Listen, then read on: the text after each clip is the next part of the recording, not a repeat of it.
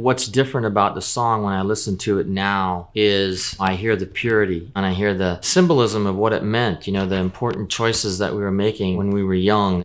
The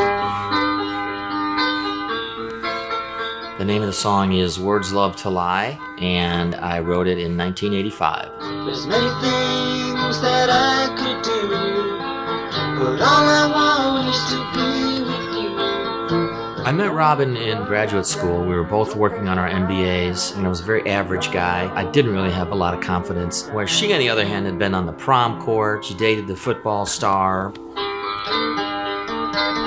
One night, I went to one of the local clubs in DeKalb with some friends from where I was staying, and Robin, coincidentally, had gone with a bunch of her friends. You know, I had been talking to my roommates about her, and she had actually been talking to her roommates about me. I remember walking in the front of that door into that club and just like slow motion turning to my left. I sometimes think about it, in that second, my whole life changed because I looked and there she was. Words of love to lie. She started talking to me about the fact that her dad had died a year earlier and how that had been such a tough year for her. And I just remember feeling like, wow, she feels that comfortable with me that she can just start talking to me about stuff like that. We just seemed to gel together pretty quickly.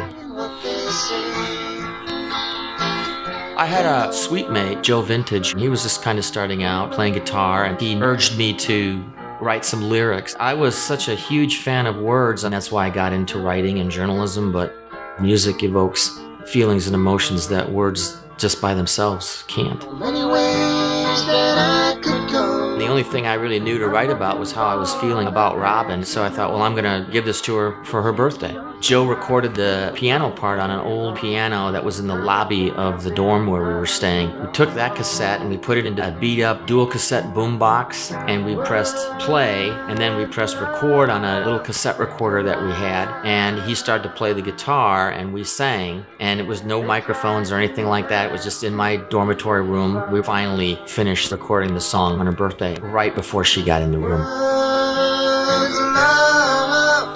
It was a risk because in a way I was kind of telling her that I was in love with her, and we hadn't talked about that up until that point. There's so few precious moments in our lives when we feel like we know who we really are. Those moments are the times when we're giving our love to others.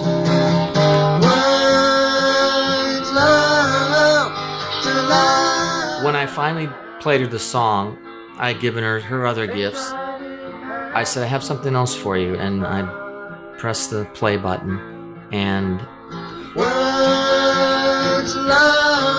I just closed my eyes, and when the song was over,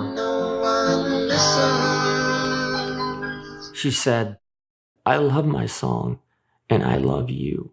Anywhere